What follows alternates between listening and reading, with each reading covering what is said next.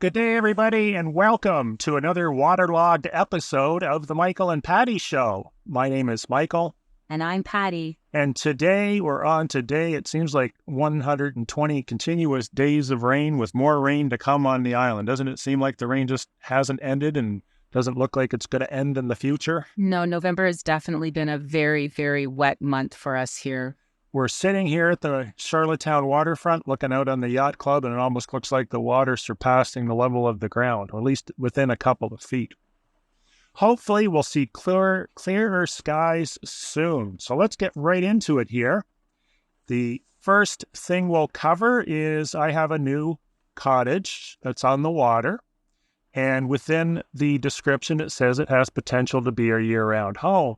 Well, the person that made the inquiry stated that she thought that area was completely closed down from October through the spring or May. What are your thoughts on that, and why do you think she would say that? Perhaps she didn't check out the covenants and was informed. I don't know where this cottage is located. There are some cottages on Prince Edward Island in subdivisions that do close down for the winter, but if you've had it in your listing that there is the potential, I'm not sure where she would have gotten that information from.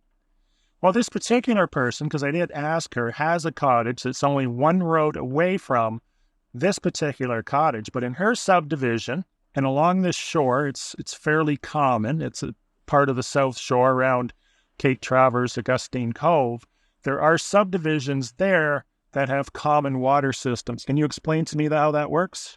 Common water systems are usually set up to serve so many, as a subdivision is developed, so many properties. I know one in around that same area, Michael, that started with using five properties could tap into it. They either used the central water system or they'd have to do a central sewer system. And as the subdivision develops, obviously the more sophisticated the water supply system is going to need to be, which then is going to be coming out of the pockets of those property owners that buy into that subdivision. In certain subdivisions, when there's been problems finding water or they're in an environmentally protected area, environmentally protected area, they will have a requirement to put in a central water system that will feed all the cottages or homes in that subdivision. So in her particular subdivision, she had this. It was probably more of a problem trying to get water and not having salinity or salt in the water more than anything. But the cottage that I have listed has its own well, its own septic. You can access the road year-round, providing you plow it. And there's enough year-round neighbors down there that are plowing the snow. So you chuck in a few $100, your snow is plowed, and you're self-sufficient. In this particular case with this cottage, and many of them that are for sale, you would have to winterize them. Many of them already have insulation in the roof and the walls. All you need to do is insulate underneath or put a foundation in, and you're good to go. Wouldn't you say that? This is why I find, Michael, more people are traversing towards purchasing a cottage property for their year-round, experience in life is due to cost. And because the cost of year-round property, perhaps on the water or on water view, homes are, they're higher, much higher than a cottage property. They want to come in, pay low cottage property prices, but have year-round accessibility and services. So that's what I know I'm seeing, and I'm sure you can speak for yourself if you're seeing that. There is going to be costs, like you said. Most cases, it's not going to be winterized, questionable what kind of heat system, and is it going to, service and satisfy sometimes our cold winters? Is the water supply to the home, properly insulated, things below the frost wall, all those items. Frost line. Correct. In this particular case, you've got a cottage. All you need to do is insulate underneath or put a foundation on it. You're good to go. What you need to look out for is subdivisions that have restrictive and or protective covenants that preclude you from putting in your own water supply system and or septic system, sewage system.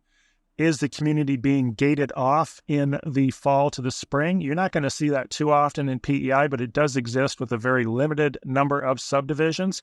And, of course, if you're in an environmentally protected area, such as Greenwich, there are stipulations that say you cannot put your own well in, correct? Yeah, and just one more thing on that, since we'd kind of touched a little bit on covenants and looking into them. I've had this asked so many times over the years. Most developed, mature subdivisions have their covenants in place. No, you cannot just easily request that you get an exception to the covenants because they don't meet your needs. It is quite the process and it's very costly.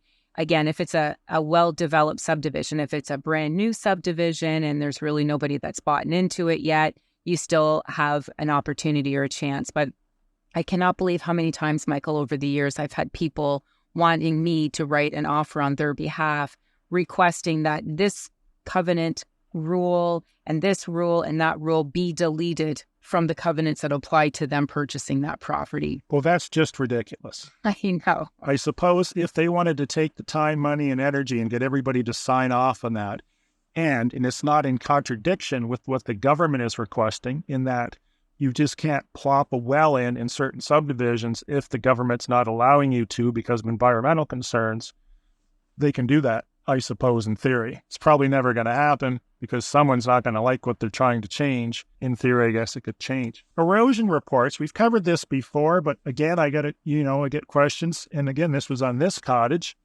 And they said, well, what's the erosion like? And my response to this is, here's the erosion report that the government produced, which you can order yourself just by providing the address.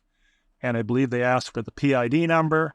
And they will supply you with a very well-written, well-put-together erosion report on any piece of coastal property in PEI to tell you what you should expect in the future based on past performance of that particular piece of land and the environment. With regards to that, it should be on the listing agent's list of responsibilities, in my opinion, to seek out that information. I know we've talked about that in the past, Michael, so that we are not abusing our privilege, because right now to access this information, the province has been so kind as to provide that to us at no cost.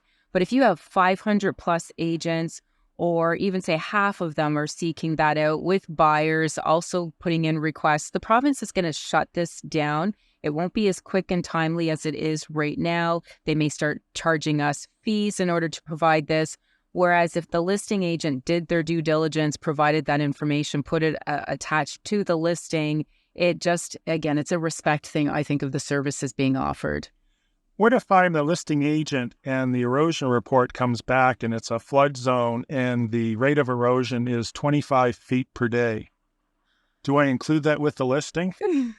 I want to say, no, I wouldn't, and leave that to the buyer to do their own due diligence. But once I'm privileged to that information, do you not feel you have an obligation to disclose that with your seller's consent? My belief is always honesty, transparency, disclose. But who do I work for? The seller. So if the seller said, I don't want that out. He's got a different answer, do you? That's what I... No, you can't backstep. Ultimately, the vendor has that decision, but I would strongly advise the vendor that if you're selling something, to be honest, because if it doesn't come back in your face now, it will down the road in many cases. Yeah, and the buyer will assume it's the listing agent. For instance, let's just say I'm Joe Bob, lawyer representing the purchaser, and I just say to the vendor, listen, we contacted the province. They signed an affidavit that said you knew this information, and that report was emailed to you 6 months ago prior to us requesting that information that you said you didn't have, which we know you have because the province emailed it to you, and they used tracking on their emails, and you received it and read it. So you were actually selling a property that you knew had issues. Correct. So does Joe Bob the lawyer win or what? Yeah, I would say so. So be honest. And the other thing, with regards to our documentation, and this is something that I'm hoping, and I know it's been submitted to our association for updating, is to do a property condition disclosure statement report that actually has a section about erosion and, are they aware of flooding? Has there been any flooding? Because that information is not on our current PCDS. But even with that, it's not a scientific process. They're going to say, I haven't seen the property in 40 years. It doesn't flood. I would sooner have a report done by the government, attach it to the land, and present it as it is. Yeah, I agree. Honesty is the best policy. Getting back to foundations in this cottage, the other question or statement this lady made is she said, well, I'm going to raise it and put a slab underneath. What are your thoughts on slab foundations versus poured concrete or insulated concrete foundation, or what I refer to as ICF? I would be more of the belief to put a concrete frost wall around the perimeter of the cottage to keep the cost down. I know a full foundation and a slab are pretty close to around the same amount. An ICF foundation on a cottage property, I think, is probably just a little bit too costly unless the buyers have deep pockets and are wanting to do that, or the property owner. But just a concrete frost wall going around with a crawl space underneath, perhaps, especially if you're limited on space, square footage with the cottage, you could always put some of your systems, underneath, which water heater and things like that. I wouldn't go with a slab because it's hard on your feet. It's hard on your legs. It can be damp and cold. If you decide to heat it, yeah, you can do that. But the transition time from one temperature to the next can take you all day just to change from one extreme to the other. In-floor heating can freeze if your electricity goes out, and it could be out for days. Your foundation could crack, and then, your whole house is shot, or your cottage. I would go with the concrete foundation. I would go with the gravel floor. There's a number of reasons for that, which we won't get into here. I prefer ICF, and because it's insulated and it's toasty warm, and it's easier to run wires, whether it's for internet or telephone or cable or electricity. Put your heat pumps underneath there, your oil-fired furnace, whatever, oil tank, water heater, all that stuff can go into the basement, whereas a slab, you don't have that ability. Plus, you can use it for storage as well. Next, let's bring up your situation here about perc tests, building lots and acreage, and listing agents making representations and purchasers complaining that they didn't get the right information because they didn't do their job to get it. Does that sound too wordy? Yeah, I will just try to tightly summarize that. There's a situation where a buyer being represented by their agent, and there's a seller that had purchased this property. It had an engineered perc test from like the early 2000s completed on the property. And they did do a perc test quite a few years ago, again, a repeat one. However, they lost it. It never got registered with the province. They did put the property on the market again. Because they couldn't find it, they just resorted back to the original perc test, which is an engineered perc test that was completed. Now, the buyers is basically accusing, because there has been a recent one done again, which didn't come up with the best results and was different than the engineered perc test completed on the property. And they feel that the seller has misrepresented and the listing agent has misrepresented this property. Now, the province has said an engineered perc test does supersede any, perc test done by, not to dismiss their skill set, but a regular excavator or perc test contractor. However, they are still feeling like the seller was trying to pull a fast one, therefore the listing brokerage was pulling a fast one on them. And that's not the case at all, is my understanding of this. Also, a really important point on this is this property is acreage. So any property that has a couple acres of land or 5+ acres of land, depending on where you're looking to develop that property, you could get a different reading in the different locations. Some may want to develop their property closer to the front of the acreage. Some may want to develop it closer to the back. This particular story scenario that I was referring to is a larger acreage, a larger piece of land. So they could get 3 different perc test results depending on how they want to develop it. And depending on the seller calling an excavating company, tell us the best spot to do a perc test on this property. We just want the best perc test stamped and registered to it. So you have to be aware of that. So it really should be at the responsibility of the buyer to do their own due diligence perk test based on how they're looking to develop the property. So I'm confused. In one sentence, what was the purchaser's complaint? That the seller, because the perk test came in at a lesser quality land than what the engineered report is, they were trying to hide it and sell the property with the better result. So the difference is if it was a Cat 1 and now the second one came in as a Cat 3, they're accusing the seller of misrepresenting. It's a Cat 3. I've spent so much money trying to figure this out, whereas they didn't have to do a perk test. The seller was actually so kind to do a perk test because they felt bad for misplacing the one that they had completed on their own. This particular buyer is accusing the listing agent, the listing brokerage, as well as the seller of trying to hide this, and they didn't. So getting back to your earlier statements, there's two different types of parties that do perk tests or percolation tests, which is what's required to install a septic system, which basically tells them the soil type, how fast water travels through it, where the water table is, and so forth. The first one is typically access PEI. If it's just Joe Blow, he's got one lot, he wants a perk test done, they will contract a local septic guy to do the perk test. And there's a number of them in PEI. There's probably, 3 or 4 dozen, probably not even 4 dozen, that are qualified to do this. And they will cover certain areas. If you're a developer and you're developing, say, 20, 30, 50 acres into 20 lots or more, whatever the case may be, you would probably hire an engineering company, which is going to be a lot more expensive, and they would typically test every second lot. And to further that, you'd have either one or more than one test wells installed in the property at different elevations. Now, in this particular case, you've got a piece of acreage.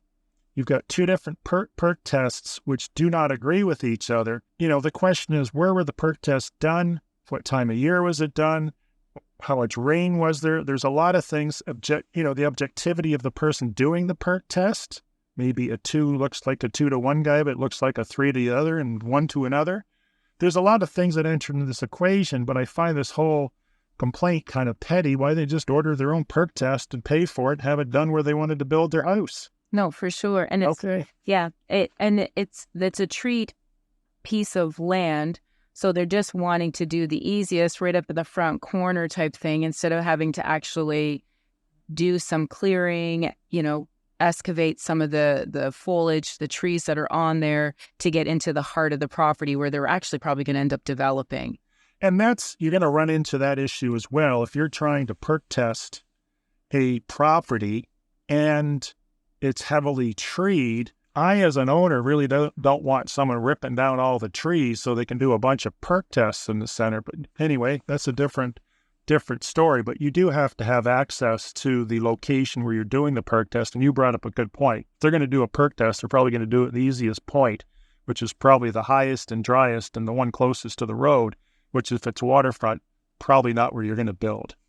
Well, for sure. Or if the property's on a bit of a hill and it's kind of draining down towards where the road is, which is kind of this situation, that's not going to be the best area for you're not going to put your septic up in that front corner of the property. No. Next, we've got a new part of our episode called tool tips. Have you ever had a number of lists you want to keep track of, whether they're this time of the year Christmas lists, grocery lists? In the case of real estate agents, we're constantly keeping track of everything from lock boxes to showing the results of showing, things to do, stuff to add to listings. The amount of lists that I have to keep track of are insurmountable. And it was just a number of years ago where I found the perfect tool and shared it with Patty. That's not quite how this played out. I did discover with an assistant of mine, Robbie, if you're listening, hello. Robbie and I went on a conquest to find an app that synced with everything. And him being of the younger generation, I had systems, but they were also disconnected. You do have like your reminders and there's Google Keeps. And anyways, we did discover this plugin, which is called GQs. It has projects, it has subtasks. You can upload documents in there, you can put pictures in there, you can have conversations and comments, you can assign tasks and projects, you can put due dates on them. GQs is an excellent task management system. It allows you to sync with your Google Calendar as well as your Gmail account also, so you can put tasks right in there. And I use it for everything from, like you had mentioned, groceries to gift ideas to books to read to restaurants to go to. I even put meal ideas down there, my business to-dos, accounting. Like, it has my whole life in GQs right now. And if you create a grocery list to give this some practicality to the average user that might have a smartphone, you can share that grocery list with your family members, your husband or wife, and they can add to it. Or in my case, a lot of times I'll delete things that I don't feel is fair for them to get in the grocery store. So it's really handy for that as well, is it not? That's pretty funny. Yeah, and it also prevents repeat. So if you have your grocery list up and say both of you are busy, in your own world, your own days, and each of you happen to stop by the grocery store, you use that as your grocery list, you check it off, the other one's in the store, repeat it. It prevents 4 bags of milk or 3 tubs of margarine or whatever the case is, buying duplicates. It's a kind of your communication connection. Let's move on to realtor.ca, your typical listing contents. So your typical listing would have, it used to be 31 pictures, now we're up to 50 pictures, a description that's supposed to be 2,000 characters, although only 1,800 and some seem to show up in some sites. And of course, you'll have the measurements and whatever little checky boxes are on the original listing forms. I know for a fact I get a lot of questions on properties, and sometimes these questions are the same questions over and over and over again. So what I do is I create a file that I keep in that folder that are questions that are asked on that property. May they be frequently asked questions or not so frequently. Do you do the same, Patty? Or do you ask all your questions up front and never have another question that anyone conceivably on earth that could ever come up with that you couldn't answer for your intensive, let's call it, initial listing interrogation? Most of the questions I do get up front, the frequently asked questions. So I've inserted them into, I have my own data intake forms that when I meet with my client and we actually are getting the property listed, that we cover. However, I think your idea is a great recommendation to have a frequently asked question, whether it's a Word document or something in your Dropbox file for that property. Another thing that I have done is right on our MLS system, I'll have, questions and improvements or notes and improvements. And as I find if I'm being asked certain questions, I can just easily go in, update that document. And it's a document that's attached to my listings, the same as a property condition disclosure statement, a geo-ortho map, and that. The reason I'm bringing this up is there may be information that the listing agent would have that your buyer agent can obtain from the listing agent, assuming you have one and you should, that may have questions that you haven't thought of asking, which are actually really good questions and really informative answers. The other things that I do when I list a property is I will run around the house and I will shoot probably 100, 150 or more photos with an iPhone. I don't use these for marketing at all. I use them to have them on file because inevitably there's going to be somebody that will ask, well, is there a propane stove in the living room? Is there a fireplace in the rec room downstairs? How many toilets are there with square toilet seats? Well, if I have these pictures on file, I know that information is with me. And I know the only person that has a square toilet seat's my father living in Burlington, Ontario. Yeah. And I don't take as many pictures, but I do take pictures of the basement, the oil tank, electrical panel, the wellhead. Yeah, that's actually. Because I want to know who put the well in, septic tank, because you're always going to have people in where's the septic tank? Well, you don't know because it's all covered in snow, but I just happen to have pictures of it. Yeah, and the propane tank so that you know who the supplier is, so you don't have to bother or inconvenience your seller. Internet hookup to see if it's fiber op or if it's Eastlink or Bell. There's a ton of stuff we take photos of, at least I do and Patty does, that aren't online but can be provided to potential purchasers. The other thing that I will do, especially if it's a rural waterfront property down a clay road or something, is I will videotape the entire drive into that property, because inevitably you're going to get people that are going to ask, what is the access like? Yeah, I know you are well-known, infamous for your driving videos, Michael. I've done some. I don't do it as much as I probably should. If you're looking at a property, don't think that the only information that's accessible is the information you're seeing on realtor.ca or on a cut sheet. The listing agent may have more information, and you can probably add to that the PCDS, maps, ortho, satellite views, erosion maps. The list goes on and on and on, depending on the listing agent. Some cases, you're only going to see one picture from across the street through their window, but in many cases, it will be a little more detailed than that. You wanted to bring up the conversation of oil tanks, which has been a conversation that has gone on for decades. What do you want to talk about oil tanks for? I find, especially those, either they're first-time home buyers and they don't fully understand the responsibility and the requirements, the provincial requirements for oil tanks, or they're off-island buyers moving here and they've never seen an oil tank heat system before. I know when I moved here and I was told that I had an oil tank in my house, I thought I was moving back to like the Pilgrim days. I really didn't. It was hard for me to comprehend because I'd always been on gas and lived in a city when I lived in Ontario. So fiberglass tanks are what insurance companies typically seek out. That is the preferred. They do the Roth steel tanks. Those are big square oil tanks. The round steel or like the oval steel oil tanks, especially the ones that are not double walled, are not something that an insurance company is going to insure. Oil tanks that have 3 years or less life to them. Now, fiberglass don't have an expiry date, but a steel tank that is still deemed insurable by the insurance company, if it has 3 years close to it or less, it is going to need to be replaced prior to closing so that the insurance company doesn't have to worry about chasing the new property owners down within a year, is one thing that I wanted to cover. Did you have something on oil tanks, Michael?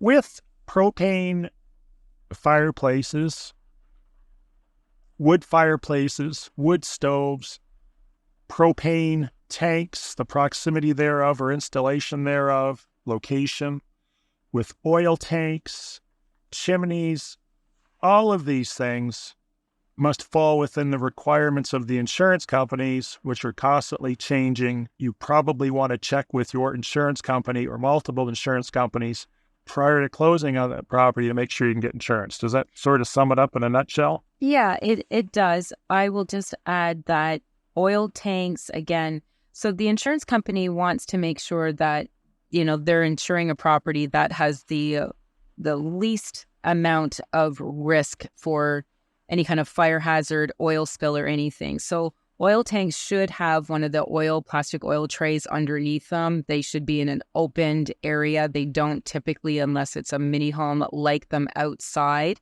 I know that goes back and forth, but like you said, Michael, the insurance company has the right to go ahead and change these rules. We're usually, because we're the frontline workers, unfortunately, the last ones to find out. So it really is up to the buyer to seek out the information from their insurance company directly. Right on. At the end of the day, the insurance company makes the rules, and check with them for sure. What is the best way for a lonely person to find a bunch of friends? Actually, I know multiple communities have this all across Canada, but for our province, it is Ask PEI. If you're feeling really lonely and you have some questions, like hot questions. If you just have nobody to talk to, just go to Access PEI and ask them if they know of any real estate agents, and you'll get 500 replies. Yeah, or ask, I'm looking for a rental in your area, and you will receive a backlash telling you not to come here. You'll have people to talk to for months. The reason I bring this up is because there was a question that came up, and we've sort of answered it in the beginning of this episode, but the question was, I'm looking at buying this house and or cottage, and they turn the water off in the fall until the spring. Can I put my own well in? The answer is maybe, if the protective and or restrictive covenants allow it.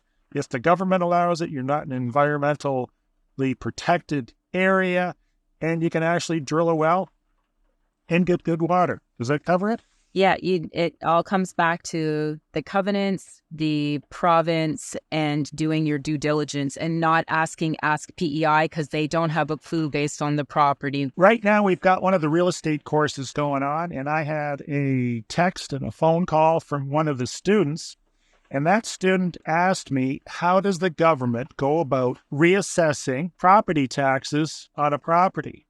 And I basically said to him, I said, you might want to talk to the province on that because it just seems a little willy-nilly to me.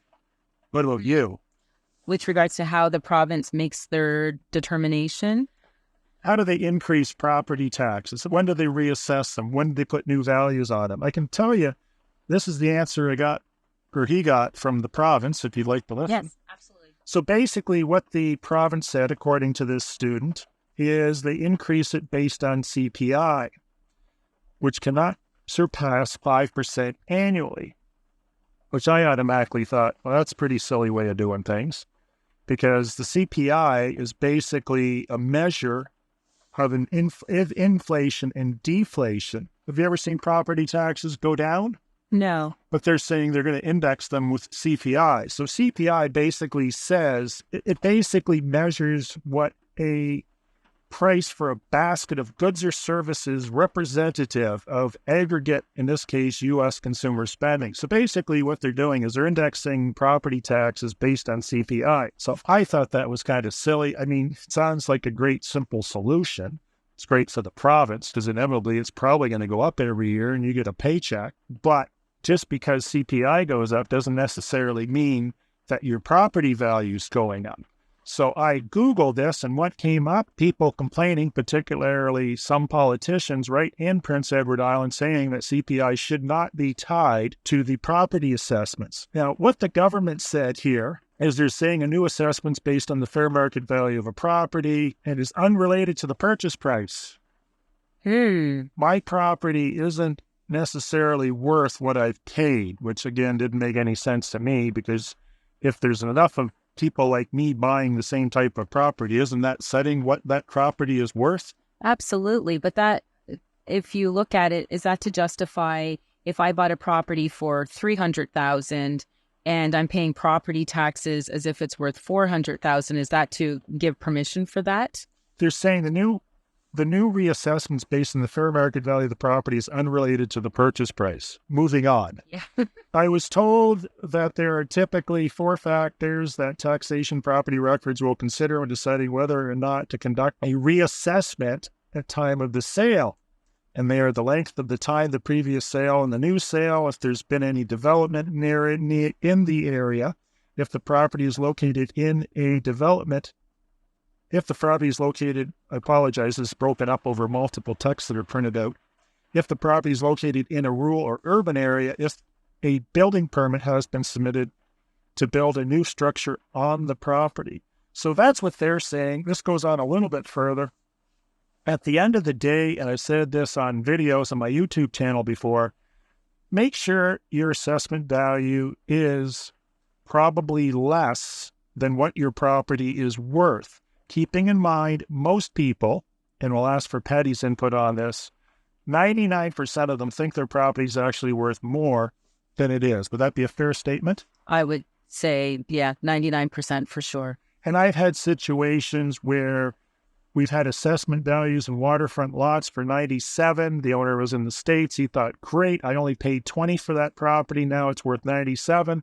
Only to tell him, no, that property's worth about 25. And just because the government's taxing you in triple or quadruple what it's actually worth doesn't make it worth more. So keep an eye on that. When you get your property tax bill, you want to look for 2 particular things. The assessment value, you want to make sure, just like I said, that is at or below what the property is worth. If you're confused or don't know, contact an appraiser or a real estate agent to do a CMA. Yeah, it might cost you something, but you may end up saving yourself thousands of dollars over the course of years. And the other thing I would look at is your resident discount, how does that work? Those who are island residents, we receive a discount, much to the dismay of some posts that I've seen on Ask PEI saying that we charge double people that don't live on the island. No, that's not the way it is. It works out to about a third of a discount. If you're an island resident, you should make sure, or if you're a new resident to PEI, there used to be a declaration of residency that you needed to fill out to confirm that you are a resident and you did indeed move to Prince Edward Island.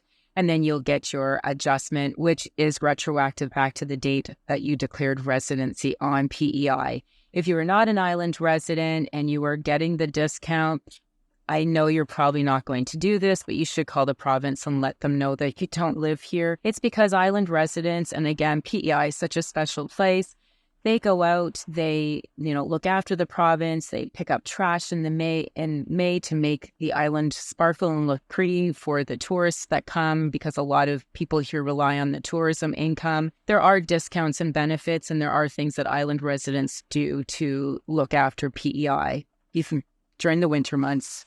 And you can investigate what defines a resident in the eyes of the provincial taxation system, because there's a multitude of definitions that I'm aware of, and they all pertain to different things, whether they may be for residency, island residency, IRAC purposes. Check that out, because it has changed at least 2 or 3 times in the last few decades that I'm aware of. Yeah, and they have made clear outline as to these are the things that they look for. Right on. So that wraps it up for today on this rainy day. I apologize for the sounds of the raindrops in the background if you can hear them. We appreciate everybody listening. And be sure to take the time to give us some feedback, give us a 5-star rating, and send this to all your friends, which may or may not be in PEI, moving to PEI, or are just interested in real estate in general, because a lot of the stuff we're covering in this, 99% of it, pretty well covers any property you're buying in North America. Yeah, most of the tips are just general information, as much as we do gear it to PEI, as this is where we are stationed, situated, and where most of our information is applied from, or our experience comes from. But we appreciate you listening, and hopefully everyone is staying dry. Until next time, have a great day. Bye for now.